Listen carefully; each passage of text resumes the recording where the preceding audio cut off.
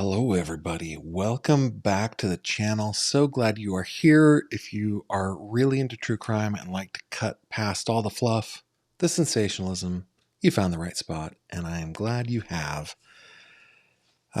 Today we're kind of wading into treacherous waters for me, guys.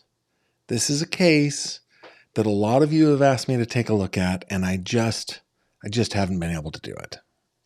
Maybe the Madeleine Soto case has made it possible for me to look at crimes against children.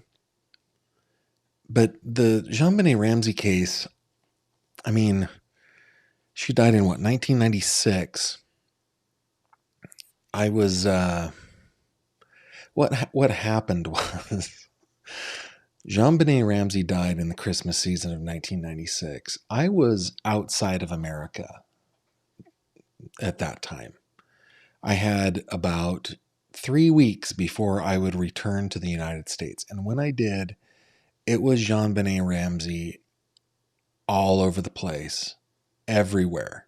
JonBenét this, JonBenét that, JonBenét the other. And this is this is not a criticism of anybody but me, but I just couldn't take it. I was so sad by it. I just couldn't take it. The other thing, and maybe it's just me, but I've always been turned off by the culture of a 4, 5, and 6-year-old little girl being in beauty pageants, being made up like a grown-up, being adultified as a child. And I've never thought that was healthy. And it's not a reason that this happened, or it's not a reason for me to not look into what happened here. It just has been something that has been off-putting to me. But just yesterday on CrimeCon's YouTube channel, they published an interview from CrimeCon 2024 with John Ramsey. It's a 23-minute, I think it's about 23 minutes. Let's look at this. Yeah, 23:05 video. And I'd like to go over it. I'd like to listen to what Mr. Ramsey has to say. And he's being interviewed by Paula Woodward. She is an investigative journalist. She worked at the NBC affiliate KUSA in Denver at the time that JonBenét went missing. What did I just do? There we go. And she's written a couple of books on the subject. I mean, if we go over here to the website, this is Paula Woodward's website. It's all about JonBenét. And, I mean, it's obviously something that touched her very deeply. It looks like she's written more than one. Yeah, at least 2 of them. So anyway, Mr. Ramsey is being interviewed by Paula Woodward. Now, this is what I'm going to ask of you guys, okay? I want this to be very much a discussion. We're going to watch this video together. The only thing that I've done to this video is I've bumped up the volume a little bit because it was impossible to hear on their YouTube channel. I would just be watching it on their YouTube channel, but it was just impossible to hear. So I bumped up the audio, and we're going to be playing it on my computer. But I really, really want this to be a discussion. I know that this case, I mean, it's a 28-year-old case. No. Yeah. Somebody help me with math. I am the worst. Christmas of 2024. Where's my calculator? I don't know. 2024 plus 4 years is 28 years. Okay. Man, it's not my strong suit, guys. But anyway, it's 28 years old, and I know that it brings out emotions. People have opinions of this. Let me just go through this real quick. So, timeline of events: JonBenét Ramsey, 6-year-old beauty queen was reported missing by her parents, John and Patsy Ramsey. This is John and Patsy Ramsey right here back then. From their home in Boulder, Colorado, the family had attended a Christmas party the night before. At 5:52 a.m. on the 26th, Patsy Ramsey called 911 to report her daughter missing, claiming to have found a ransom note demanding $118,000. At 1:05 p.m. that same day, JonBenét's body was discovered in the basement of the family home by John Ramsey. Right, this is Mr. Ramsey.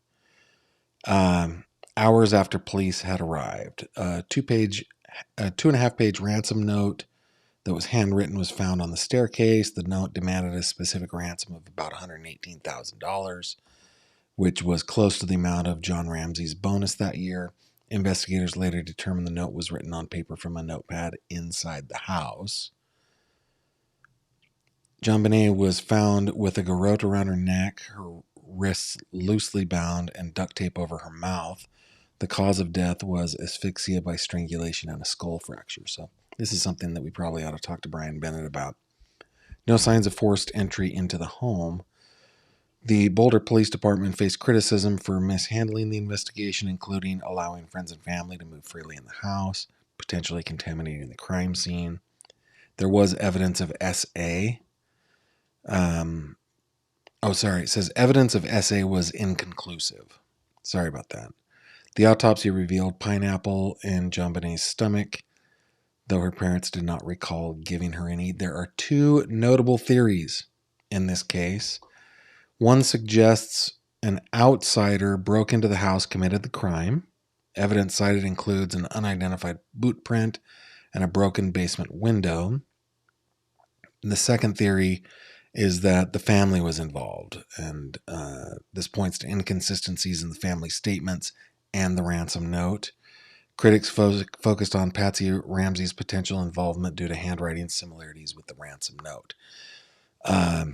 By the way, and I know I'm late to the party on this, but Patsy Ramsey was herself involved in beauty pageants. She was Miss West Virginia in 1977. She went on to compete in Miss America in 1978. And I've been struggling to decide if I want to share this with you guys or not. Okay. This is one of the things that bothers me. And this is the world's longest intro to a video where we're going to be reacting to another video. I understand. Okay. I have a cousin who I love very much. She is the best, and somebody who is really admirable in many, many, many ways. We are roughly the same age. I think I'm just a little bit older than her. Maybe she's a little bit older than me. I can't remember. We're roughly the same age. And she was a little girl that was always involved in performance art, let's say. Plays, commercials, TV, movies from a very young age. She's very active in the theater, very good dancer, very good singer. Really a triple threat. She's amazing. And it's my opinion that it was my aunt who just kind of pushed that. And I'm not faulting my aunt because she was lovely also, right? But anyway, it's always kind of rubbed me wrong. Just seeing how much, seeing how much someone that I'm close to was pushed so hard, and then seeing photos like this that are like, okay, this is next level. This is really weird to me. So that's why it's just been so hard for me, I guess. Okay. But anyway, all right. In 1998, investigators discovered unidentified male DNA on JonBenét's clothing, which did not match any family member. In 2008, the family was officially cleared after further testing confirmed the DNA was not theirs. The case remains unsolved. It has garnered widespread media attention. Advances in DNA technology such as genetic genealogy have sparked renewed calls to retest the evidence. And that is where we get into this video. Okay, I'm going to start it in just a second here, guys, but I really want this to be a conversation. So if you want me to see your comments, please put a GF in there so that I can see those. Those get highlighted on my end so that I can see them. And without further ado, let's go ahead and have a look-see, shall we? Here we go. This has gone on for 28 years. For 28 years, either it appears that Boulder police have been trying to convict you or Patsy. Do you think they want to solve this? I don't know. That's a good question. They'd had very poor leadership up until about 25 years ago, and they brought in a new police chief from outside. And incidentally, Beckner, the chief that was there for 20 some years, came out of the traffic division. He'd never investigated a homicide. Boulder did not even have a homicide department. And none of the investigators on the case, none of them had any homicide experience. Yeah. And I've never criticized them for that, ever. But I've criticized them for refusing help from people that could have helped, that had experience. And that happened really from the beginning and continued for 25 years. They brought in a new police chief from outside the department, which I thought was a big step forward, hopefully to change the culture. We had met with her, had a good meeting, thought we were making some progress. Basically, what we've been asking them to do, or through this petition that was signed, asked the governor to intervene to do, is transfer the custody of the evidence, crime scene evidence, to the FBI, and then use the familial database, genealogy database, which has been wildly successful in solving some old cold cases. Use that technique to see what we come up with. If we do that, then we've done the best that can be done. And if we come up empty-handed, at least we tried. And that's all we're asking. And that just isn't happening as far as we know. I talked to the interim police. Let me pause there for a second. You'll have to go way back in my catalog, but there is a video where I have my friend Matt on the show. My friend Matt is Dr. Matthew Gruwell. He is a professor of genetics and genomics at Penn State Barron. He holds a PhD in all sorts of things that I can't pronounce. He's pretty awesome. I don't want to put words in his mouth, but from what I understand from my conversations with Matt is that if DNA exists, they can detect that there is DNA there. It is highly likely that they can amplify that DNA. And amplification means that they can make copies of the DNA. And it's actually pretty amazing how they do it.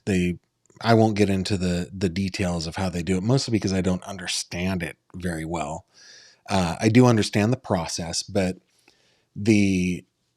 how it works is just completely black magic to me. But anyway, DNA can be amplified, and over the course of, say, 2 or 3 hours, you can go from having a little sample of DNA to having tens of billions, sometimes even trillions of copies of the DNA. Now, the reason that I'm bringing this up is this. Oftentimes, law enforcement are reticent to use their only DNA sample to try to do genetic genealogy, which admittedly is still in its infancy, though very effective. Genetic genealogy, by the way, is mostly, I mean the two different, I'll have to remember what the two different single tandem repeats and SNPs, which are single nucleotide polymorphisms. Okay, so there are two different types of DNA testing, SNPs and STIRs, basically, right?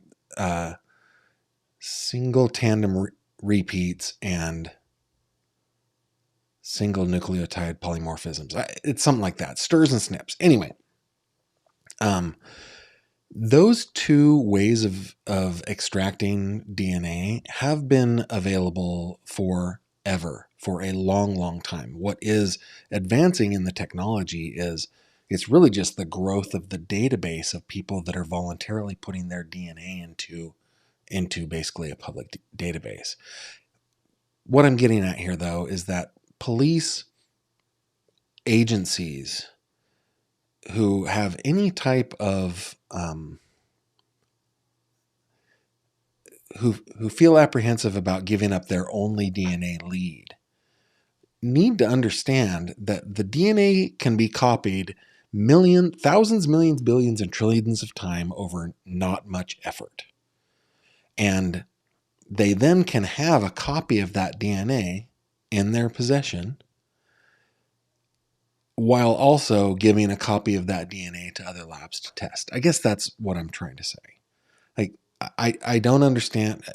I know that I feel that some law enforcement agencies would go, well, the technology is going to get better over time, so let's hold off.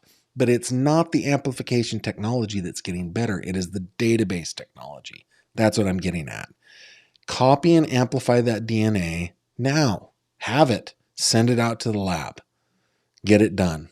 Get yourself multiple copies so that 300 years from now, they still can investigate this case. The real progress in the technology that's happening is in the database side of things, and likewise the search capability side of things. Okay, I'm off my soapbox. Here we go.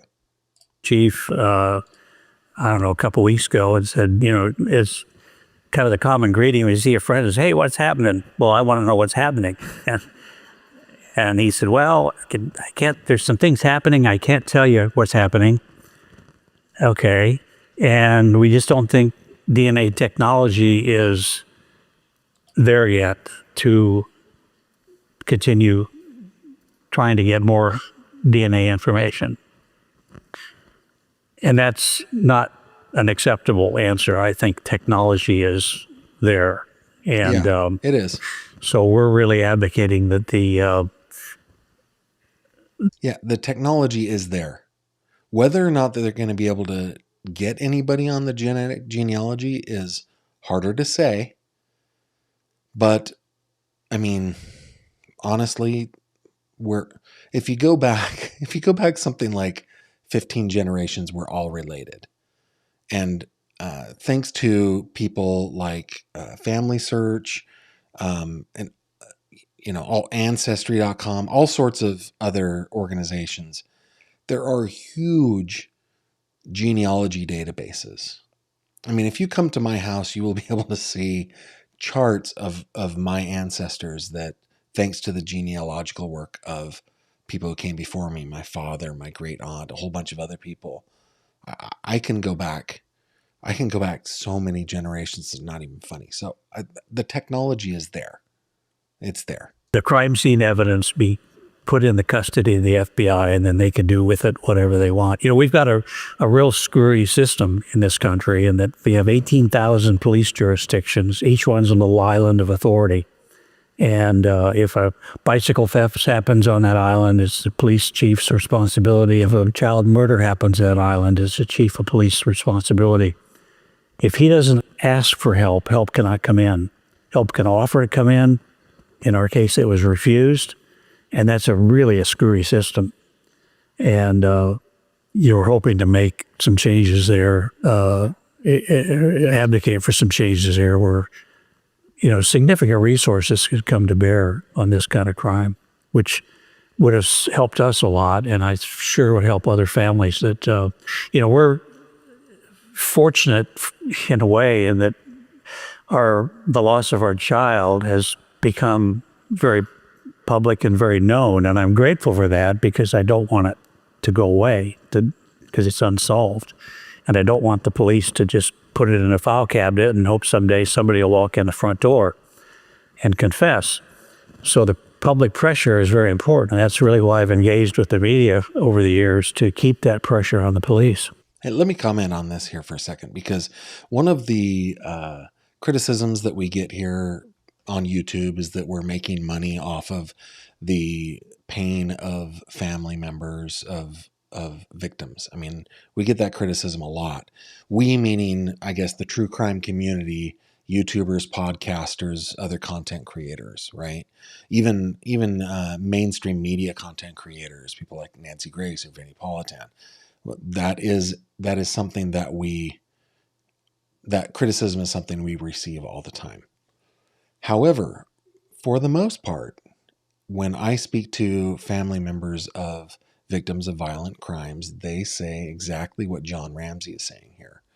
We don't want this to go away. We need the media to keep it in the public zeitgeist, right? We need the attention. Otherwise, it's just gonna, my daughter's case, my son's case, my mom's case, whichever, is just going to be in a box collecting dust in some storage facility somewhere.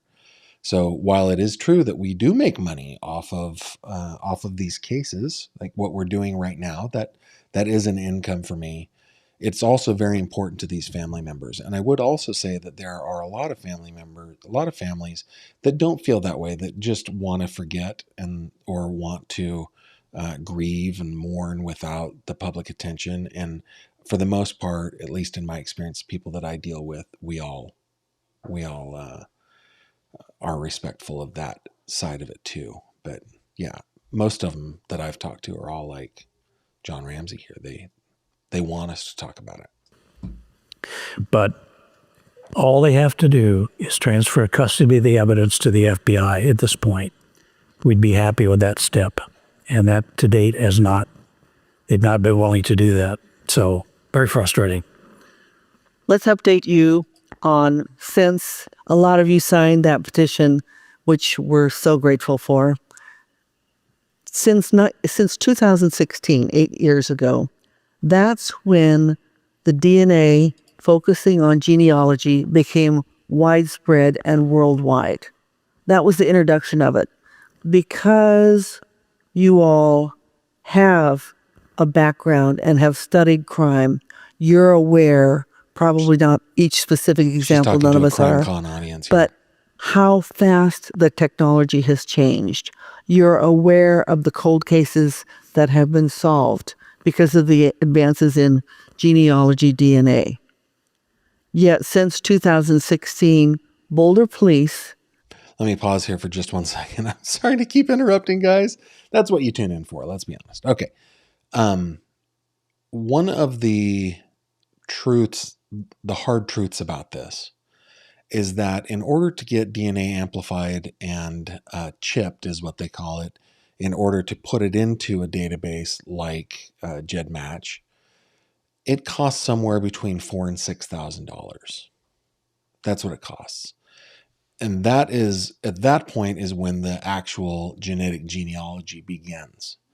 And sometimes that can be done voluntarily, but at police agencies, they usually contract with specialists who can do this for them.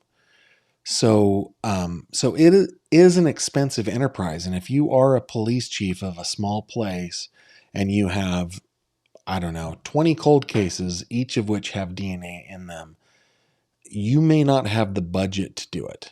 And one of the real problems with this is, I was working with a production company on a case where there was this DNA that could have been used. It was in the case, and we were in contact with the police department. And what we offered as the production company was to pay for the amplification, the chipping, and the genetic genealogy. And this particular police department turned us down because they thought that introduced a conflict of interest into the case. So we said, okay, what if you reach out to a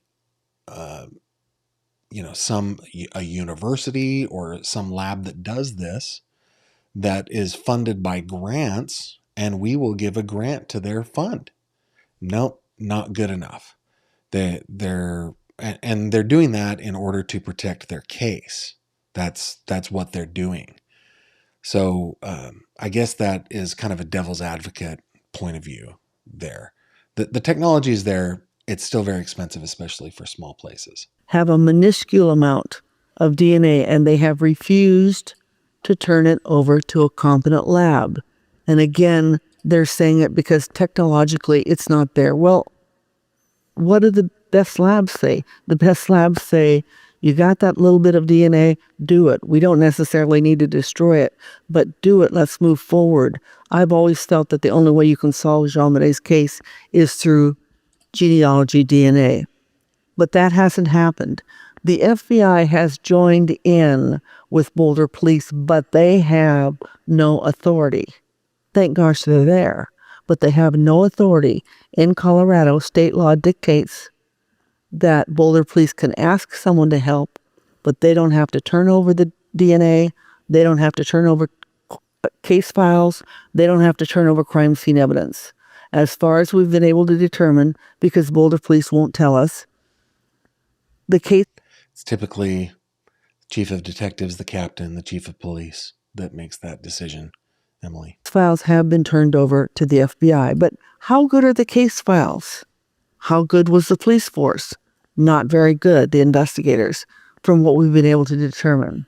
So 2 years ago, the creator of CrimeCon, Kevin Balfe, in his truly infinite wisdom, said, well, maybe one of the ways we can help is we can start this petition. And he started the petition that asked Governor Jared Polis of Colorado to take the DNA aspect, only the DNA aspect of the case, away from Boulder Police and get it to a competent lab. And there are really competent labs on the national level. Othram is a good example of one. There are competent labs everywhere. In the tiniest jurisdictions. In Western Pennsylvania, they use one called NMS Labs in Erie, PA. Erie, PA is not a thriving metropolis. It is a tiny little place in northwestern Pennsylvania up on Lake Erie. There's nothing big about it, and they use they are a terrific lab that can get those kinds of things done. There are probably 50 labs in the state of Colorado that could do it. Petition was signed. 34,600 plus of you have signed that petition. And again, thank you. And that was sent to the governor, who in turn blocked John's access to his office online, which is just like, what? I mean, why? Then John sent him a letter, and we publicized the letter. So therefore the governor responded and said, I'm turning it over to my state people. And he's got some really good state people. And he said, and I'm asking for the cold case review people from the state of Colorado to look at the case. Well, these are competent people. These are experienced homicide detectives, but it was all private. So we have no idea how competent Boulder's representation of the case was to these homicide investigators. What they put in, what they left out, what was correct, what was not, what was incorrect. You look at what the former Boulder police chief said about the 45 minutes, completely wrong on the cause of death. So, oops. That is my reminder to take the garbage can out tonight. Hey, let me address this comment right here. So, Built to Help, Art. Good to see you, Art. Gavin, I'm stuck on the window being broken since before Thanksgiving, and he said the glass was broken. So through that winter, they decorated for 2 holidays and walked past it.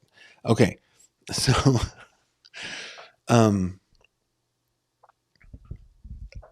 this is no evidence either way. This is just my anecdotal evidence. Okay. I've seen a picture of the house that is in question. And granted that Denver is a little bit different than Pennsylvania, where I am. But in a large home like theirs, and like the one that Kimberly and I live in with our family, our home, the basement is just kind of superfluous space. It's where we have some HVAC. It has a water heater. The electrical panels are in there, but it's hard for people to kind of wrap their head around. And I hadn't wrapped my head around this either, because we lived here for 3 years before I kind of figured it out, that there just isn't a need for more space in a big house. So what am I trying to say here? Like, I've had a broken window in my basement for years, like since just a couple of years after we moved here. I full on have had a broken window. Now, it's not like a security issue because of kind of how it's situated and our situation. It's not a security issue, but it's definitely a broken window. And I just don't think about it because it's not really part of the house. It's just the basement. I don't know if that's the way the Ramseys were, but that's the way I am. So, I mean, there are a lot of explanations for a lot of different things, I guess is all I'm saying, Art. Again, there's a very devil's advocate position of it. I'm not saying that I believe one way or the other. I'm just saying in my personal experience, if they had a broken window in their basement for a couple of months, that's not really that big of a deal to me. But maybe it is to you. And maybe you're more right than I am. All right, here we go. That's how many people signed it. John, I've talked about the governor really didn't respond. What kind of dealings did you have with him? Did you talk to him personally? No. I wrote a letter, submitted the 34,000 signature petition, which asked for the two things I mentioned: transfer of the DNA authority, testing authority, and using the familial genealogy approach. He wrote me a nice letter back eventually and referred us to the Department of Public Safety. He did ask for a cold case. I thought, well, that maybe is good, probably is a step forward. And I looked at the people that are on the cold case committee, and they're very credible, very experienced homicide detectives from other jurisdictions. So that was very encouraging.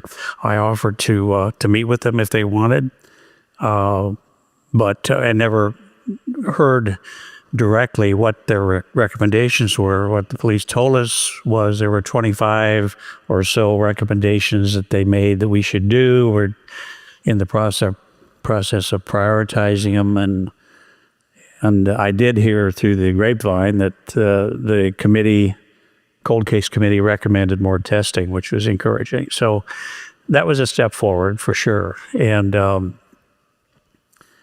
but it gets back to, we just want more outside resources brought in. We've been doing this for 28 years. Why?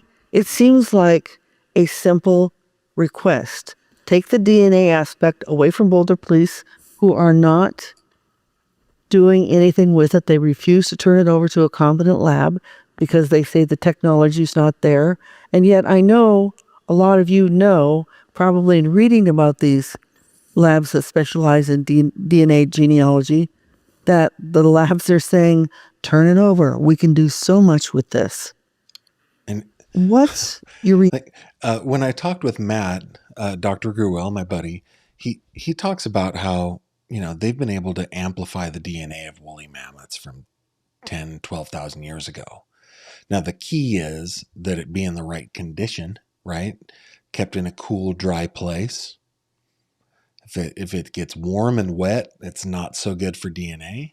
So, but it does feel, the police should have it kept in a pretty good spot, right? If they tested it back in 2005, or 2008 or whenever it was, right? It should contain DNA still. That's, I don't know. It's very interesting, the position of the police here. And by the way, a lot of you are talking about, can't get past the note. The DNA, might be exculpatory, but can't get past the note. Well, if we could get past the DNA part of it, then we could maybe move on to the note a little more closely, I guess.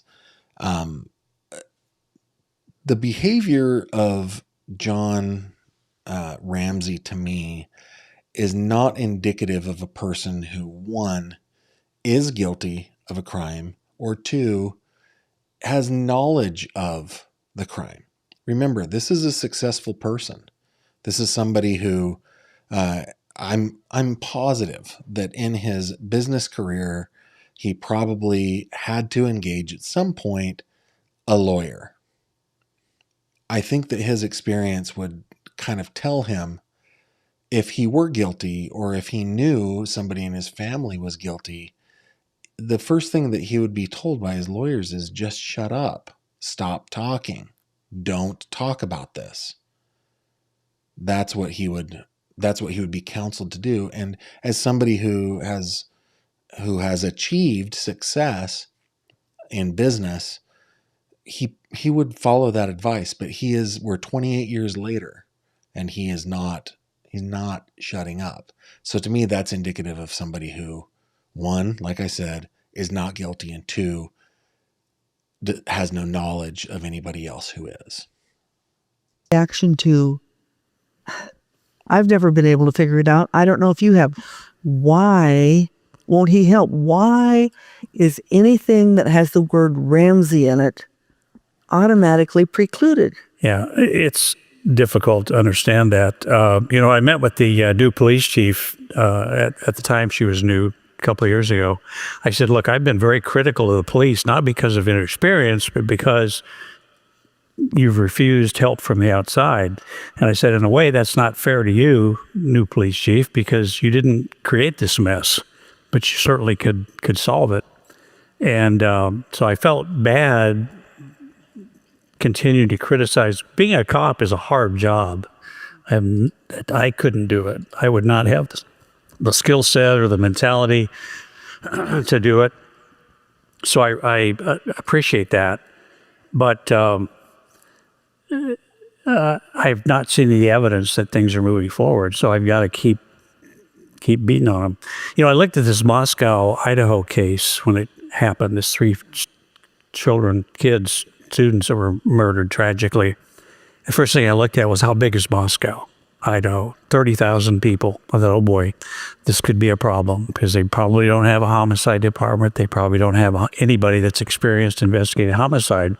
Chief of police got up in front of a TV audience and said, this is our case, we're going to manage it. I thought, that's not good, based on our experience.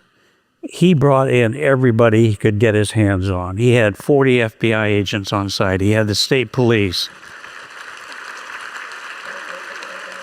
That man knew how to manage a police department and recognized that they're not skilled at everything. And boy, I've complimented him verbally a lot. And it ought to be a case study. Here's how you don't do it. Here's how you do it. They're so dramatically different, and the outcomes are dramatically different. Oh man, what a great point, right? Wow, what a terrific point. These should be case studies. Here's how to do it. Here's how to not do it. Look at the outcomes. I mean, whether you believe Bryan Kohberger perpetrated the murders against the Idaho 4, and I'm sorry, I can't remember all of their names off the top of my head, which is terrible.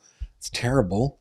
But anyway, they had good evidence that it was him very, very quickly. And I live in the state where he was arrested, and I got to see a lot of the, the criminal complaints and so forth, because, it's open record out here. A lot of you probably saw them too.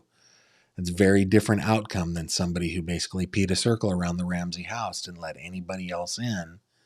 And look what has happened for the last 28 years. What a terrific point. That's really all we've been asking for 25 years. If you want to investigate a sport, great, do it. In fact, I told our attorneys early on, I said, let them charge us. Let's just go to court and duke this out. And they said, you shouldn't have to go through that. We will destroy them in court, no question, but you shouldn't have to go through that. But I agree, Jessica. It's just been frustrating. And until we see some real progress, but they're simple steps that could be done. And all we're asking is as much that can be done in today's technology world and skill level world, as much can be done as possible, and we do it, and we come up empty-handed. Well, at least we tried. That's all we're asking. That's pretty amazing. Somebody who's okay failing, right? Give it a go. See if we can see if it'll work. Let's do it. If it doesn't work, then we move on. Exactly. In the Idaho student killing case, the DNA that was found on the knife sheath was turned over to state police and the FBI, who then turned it over to a national DNA genealogy lab. And that's how the suspect was traced so fast. And that's exactly what John and others are asking for here. John, as part of trying to move this forward, you talked to some people involved in the Federal Homicide Victims Family Rights Act. Got that? Can you repeat it back? Yeah, this is really important. It's called the Homicide Victims Family Rights Act. And he just talked to them the other day. He and I talked to them 2 weeks ago. Explain that, John. This is an interesting the concept. key words in that title are Family Rights Act. Family's rights as of the victim of a homicide. Today, and that's been the fundamental problem in our case, we don't have any ability to move things differently or forward if there's no action on the police department, the local police department. And, the other thing and so I've gotten really interested in trying to do whatever I can to make that a state level law. Right now it's a federal law. It was signed into law in 2022. There's been 5 states that have adopted that into their law, that the families of a homicide victim have certain rights. If the police aren't doing their job, if it's become a cold case, they can, under the law now, at the federal level, require a new team come in or a cold case review. There's several things you can affect to happen if your case isn't moving forward. All a family can do right now is sit by the phone and hope the police call and tell them that they've done something or they solved the case. If that doesn't happen, then they have no rights. Right now, it's a federal law, which, surprisingly, the murder is a state law, and I didn't know that. Murder of a child is a state law. And you rob a bank, the FBI comes in. You murder a child. Yeah, if you rob a bank, it affects interstate commerce. That's so they're able to use the Commerce Clause to make it federal offense. Murder across the fruited plains is a state offense, unless there's something that would trigger other federal actions like the Commerce Clause and so forth. So, yeah, a lot of people will ask, well, why can't the FBI get involved with, the Judge Mullins case or the Alan Greenberg case or the Amanda Winkowski case? Because they are they're state offenses. Murder is a state offense. And the FBI could become involved if the investigative agency was saying, dear FBI, please come and be involved. But precluding that doesn't happen. Child, it's up to, if you remember Barney Fife and Mayberry, if it happened in Mayberry, it's up to Barney. And if Barney doesn't ask for help cannot come in. And that's a really bad system. Families need some rights to address that when that happens. And the other thing, I'm grateful that our case has public attention as much as it does, because that keeps pressure on the system to do the right thing, and maybe we can affect some changes that help other families. I know there's lots of other families that have lost a child in this kind of circumstance, and it's not visible. We've forgotten that child, and that's sad. And if we can do something that makes the system better, that'll help other families too. It'll certainly help us. It would have helped us immensely had that kind of law been in place 25 years ago. It's a no-brainer, but it needs attention by your state legislators. But it's the, I always have a hard time, it's kind of a weird name, Homicide Victims Family Rights Act. And it's a federal law, but it is not applicable at the state level yet. There's about 5 states that have adopted it so far, and the objective is to get all 50. How many states we have here? Biden said 47, but I think there's more. I think there's more than that. get it enacted in all the states. So, but that's something you all could really help with if you have contacts in your state legislature. They say, hey, you guys need to look at this Family Rights Act that was passed at the federal level and needs to be in our state. And we will keep you updated through Kevin and Kelly and the CrimeCon team in terms of when the states are considering it, so that you might be able to make some calls to some of your legislators. See, Monica, I respectfully disagree. I think that he wants this case solved. If he doesn't, he is the best actor ever. Like, very, very good. But to me, I think that he wants it solved. As part of this, gosh, by Boulder Police, we don't have enough DNA, minuscule amount. We can't turn it over. So I tried to find out, is there a list about the crime scene evidence in the Ramsey case that has been tested? And I found out there was no list. So I have an investigative reporter background, so it was like, what can I find out? So I looked at all the DNA tests that I could get a hold of. They're still private, but I was able to get a lot of them. And I was able to get information about them, what has and has not been tested. And I want you to look at this list. It's a long list. And as far as I know, Boulder Police still has not sent this list out to see if any of these crime scene evidence items has DNA that could solve their supposed DNA problem. So, again, these are crime scene evidence items ever untested for DNA. They were not tested for DNA. The garrote pole handle. The ransom note, and that's a 2.5-page ransom note. Jean Monet's name was never mentioned in that ransom note. There are no swear words in the ransom note. It's almost a taunting ransom note. No DNA taken from it. The suitcase under the window well. The suitcase that some speculated was a way out. The suitcase that contained items of Jean Monet's, her nightie and a Dr. Seuss book. That Dr. Seuss book was not tested. Oh my goodness. An unknown flashlight. It just hit me again. She's 6 years old, man. 6 years old. Oh. She had a little Dr. Seuss book. That is just heartbreaking. It's heart-wrenching, man. And its batteries found in the kitchen. They didn't know who it belonged to. That was never tested for DNA. A rope found in John Andrews, John's son, in his room that he didn't know what it was. And I put it in black and white because we're not sure of the derivation. We're just using something that looks like it. The black duct tape, never tested for DNA. What? And then again, a child's Dr. Seuss book that was found in the suitcase underneath the window well. All right, those were never tested for DNA, but these items haven't been tested since 1997, 1998, and 1999.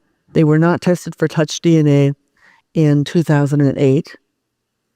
You all know, every one of you knows, how many changes there have been in DNA technology since those dates. Ish, not much. Jean Monet's long sleeve shirt has not been tested for 28 years for DNA.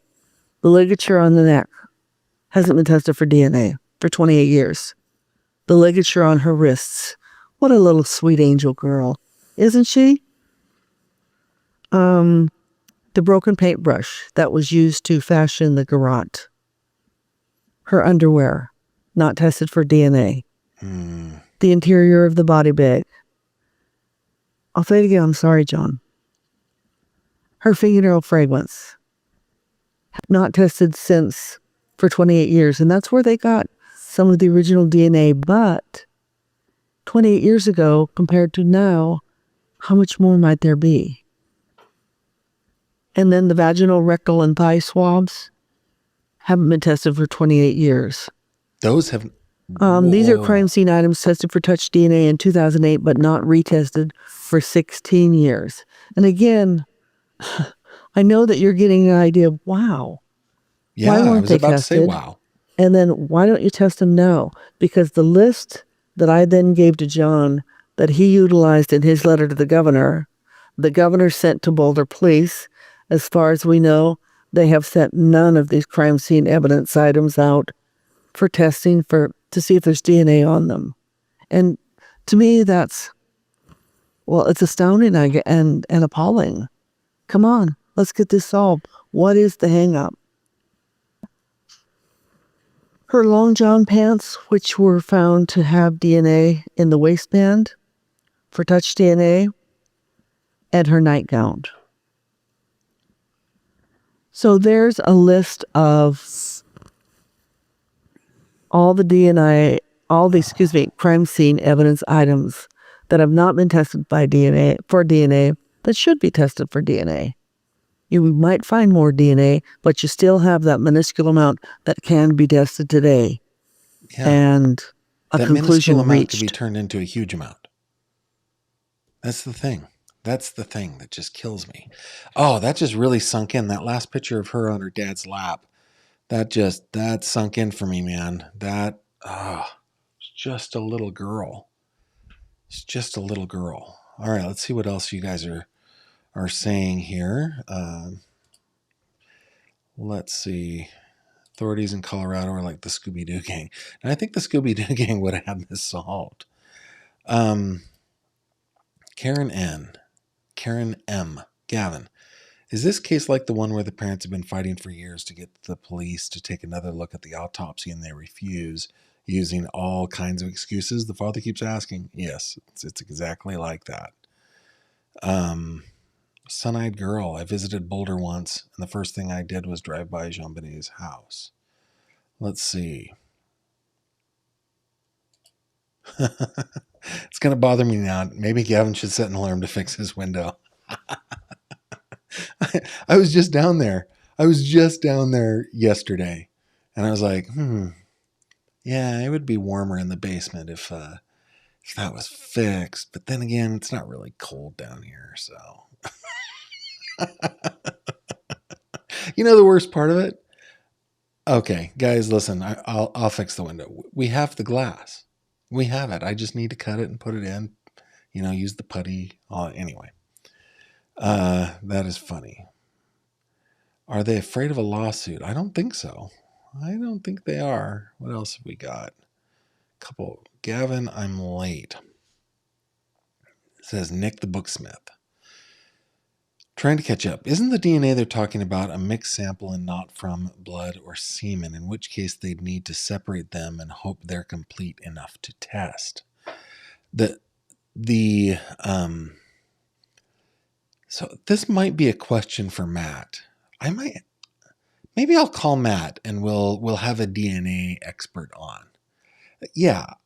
So my understanding is that at least in the let's see, I can't remember if it's the SNPs or the STIRs, but they're able to detect which ones come from different places. But I'm not sure. So Nick the Booksmith, I'm going to call Matt, see if we can get him on the show. Denise says, Gavin, the investigation room, JonBenet episodes profile the type of person who did this. It is not the parents. What's interesting about this case is that even in the comments here, so many people disagree one way or the other, and so many of us are convinced that our point of view is the right point of view. I think the way, I was about to say the proper way to go about deciding on this, but maybe it's not that. Maybe the way that I would try to do is simply follow the evidence.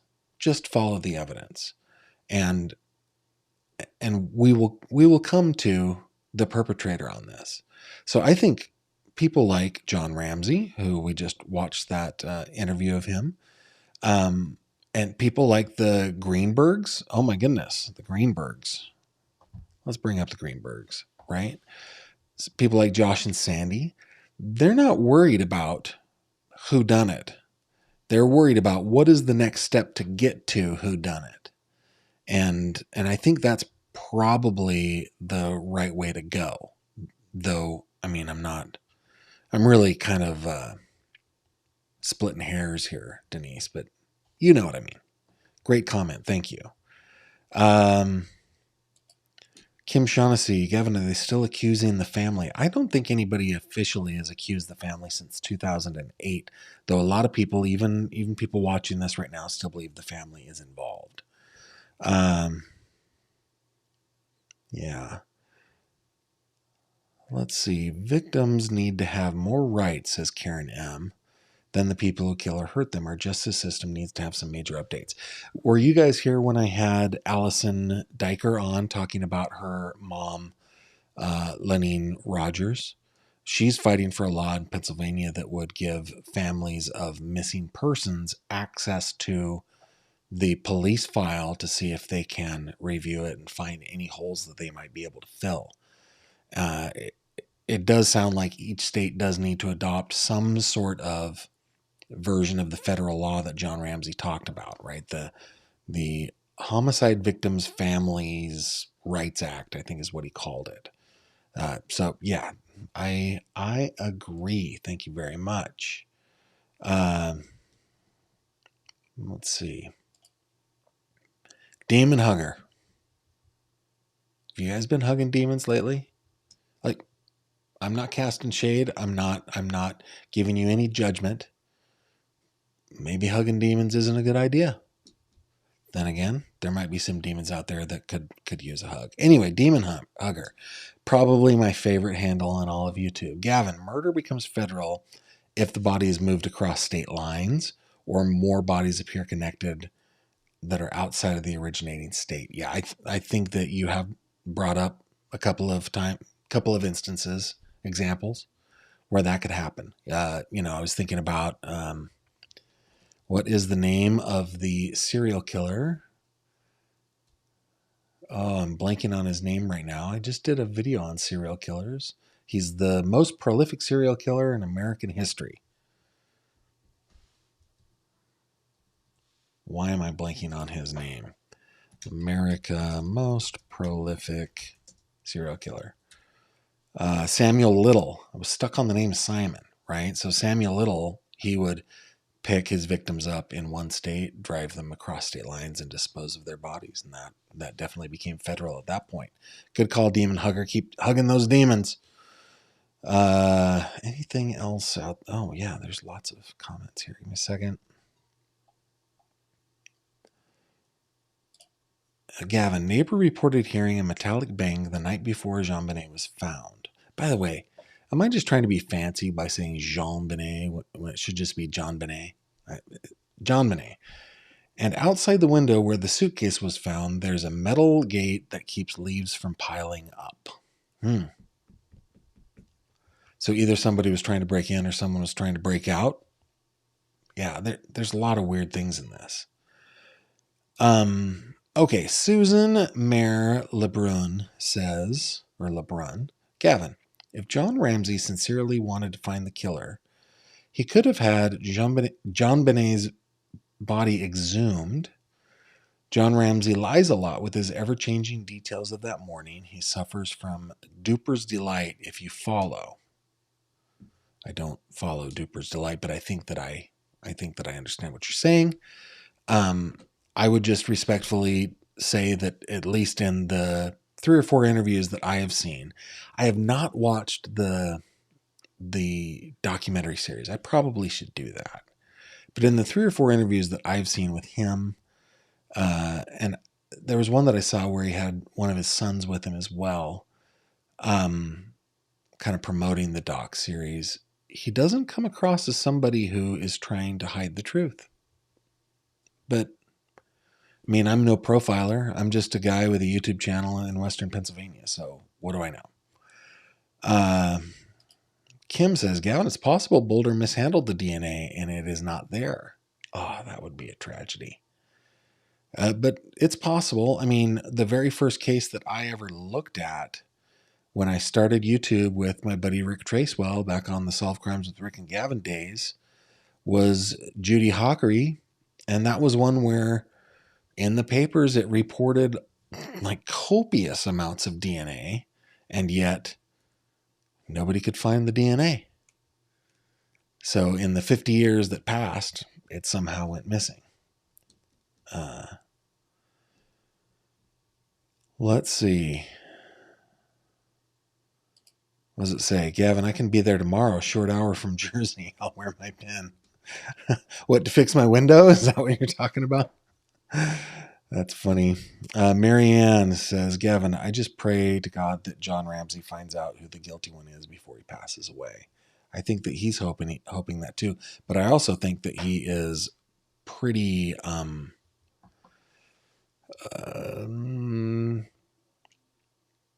rational about things. I think he probably knows that he'll never know. That he's likely to never know. The likelihood of him knowing is really low. Yeah. What does it say? Phoenix Rising. It's been a while since I've seen you, Phoenix. Gavin here listening. Appreciate you as always. Had to jump in and ask, is the door frame repaired from the Ellen Greenberg experiment?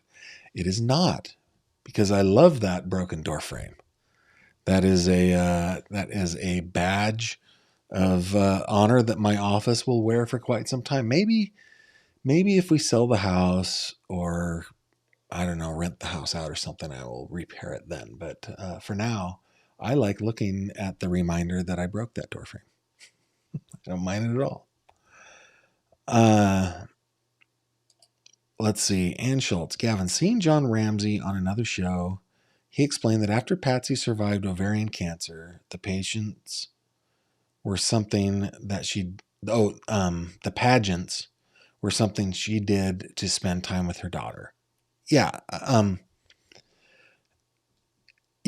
don't know that I'm right in the way that I feel. I just remember feeling that way. I mean, she's 4 or 5 or 6 years old here. Beautiful child, but definitely looking like a young lady and not a child. And I guess I can't judge what people do for fun. I have been known to take my young children the first time I did this with, let's see, I'm trying to think. So my hobby is aviation. I love to fly. The first time I took one of my children up in a plane, I think she was maybe 2 or 3 months old. And that's it. And she was in a little, car seat in the back of it's probably a Cessna 182, 172 maybe.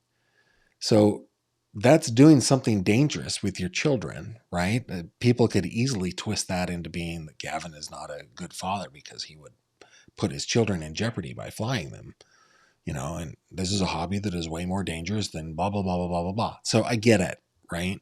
And it maybe it is just something that she loved to do with her daughter, and maybe JonBenét loved it too, and it was a way that they spent their time together. I'm just saying that it struck me as weird and I had a hard time with it. I still have, I look at a picture like this and I go, oh man, maybe it's because we're exposed to so much of the bad in humanity that our minds might go there. Like, what are you doing? You're putting your daughter in danger. There are a lot of predators out there that are hunting for exactly this prey. That maybe that's what it is. It's tough for me to look at pictures like this.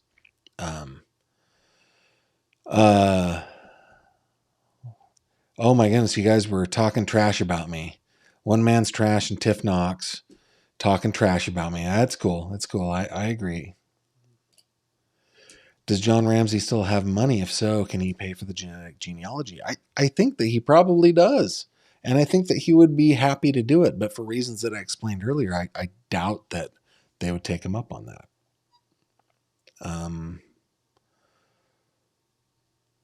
Let's see.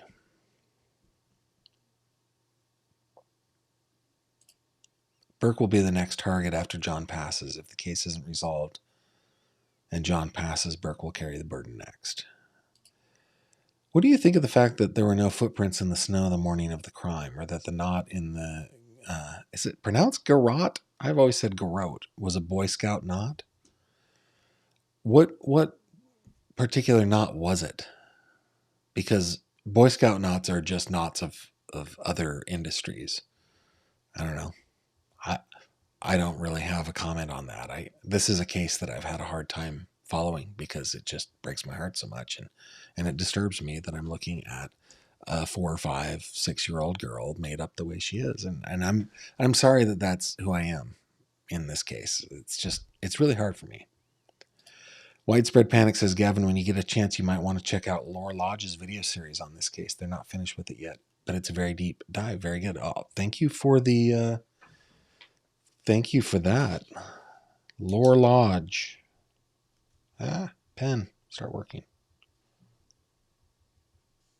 Series. Okay. I will check it out. Thank you. Okay, we're just gonna do a couple more here. Oh man, it's been an hour and 5 minutes. Let me just do a couple more and then we're gonna call it, okay? Phoenix Rising, very busy with baby grandson for the first 7 weeks of life. Well, congratulations on the grandson. That is fantastic news. Welcome back and congratulations again. Gavin, I think it was more acceptable for girls to do pageants back in the 90s. Yeah, okay. Yes. I mean, I was born in 1975, people. I am an old man. I remember the 90s well. Went to high school and graduated from high school in the 90s. Started my career, went to school in the 90s. I remember it. But I also remember coming back from Argentina and going to a grocery store, like a proper big American grocery store for the first time in years. And I was assaulted by all of the tabloids with this little girl's face on it. And I was just going, that is the strangest thing ever. And that was 1996. So, yeah, I don't know. Do they still do? I think they still do pageants. But yeah, a little love of pageants back in the 90s for sure. Karen M, Love Fly. Little Warrior 182. Is it a Warrior 182? Is it a 180? Isn't it a Warrior 180? Let me look. I'm probably wrong because I'm not really a Piper person. I mean, I used to fly. It's neither. Yeah, I used to fly some Pipers, some like little Archers, and an Arrow 3. That was a fun one. But yeah, fellow pilot, pretty awesome. And then yeah, Sherry says a lot of people threw shade at Patsy for having her in pageants. And maybe it was just something that Patsy remembers fondly from her childhood, and she wanted to do that with her daughter, and I should stop being so terrible. Let's see. What hairstyle did I have? Mary, what hairstyle did I have? Come on. There were only 2 acceptable hairstyles for young men who kept their hair short. Number 1 was the Brandon, and number 2 was the Dylan. No, we did not do that crap that Ian Jering did. No, that was not acceptable. It was the Dylan or the Brandon, and I was the Brandon. Okay? Yeah, okay. Let's call that. Guys, I'm glad that you joined me tonight. You guys are awesome. Couple quick things. You can always contact me on my website, gavinfish.com. Head on over there. Also, if you are addicted to true crime, I have got True Crime Crack. You can do it. Go check out these headlines, which are over on CrimeCod, the full-fledged true crime website that we're building out. You can join our newsletter there. We don't sell our list. We don't spam. Just go ahead and add yourself to the list. Also, if you're on Facebook, please join us over here on the Fish Tank. Got like 3,300 people. Pretty fun. Come join us. We like to talk everything true crime.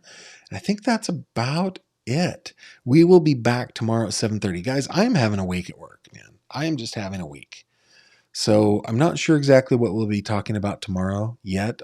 I'll start looking at some of the things that are happening in the cases that I've been covering, but I will be back tomorrow at 7:30 p.m. If you are not subscribed, I invite you to do so. In fact, guys, hold on, please wait for it.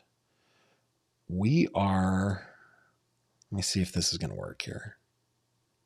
Look how close we are to 109,000 subscribers. That is so close. I honestly thought that maybe during the live stream tonight we'd hit it, but I think that we're going to be there really soon. We're a growing community, and it's a lot of fun. So if you haven't subscribed yet, please like and subscribe if you think I've earned it. Turn on that notification bell if you would like to be notified when I go live. Or one of the things that we do over on the Fish Tank is we send out notification messages when I go live. So with that, I will see you tomorrow night, 7:30 p.m. Hope you're going to be there. Until then, I bid you adieu, and I will see you then. Take care. Thank you very much for watching this video. If you liked what you saw, please consider subscribing. And if you have any questions or comments, please leave them below.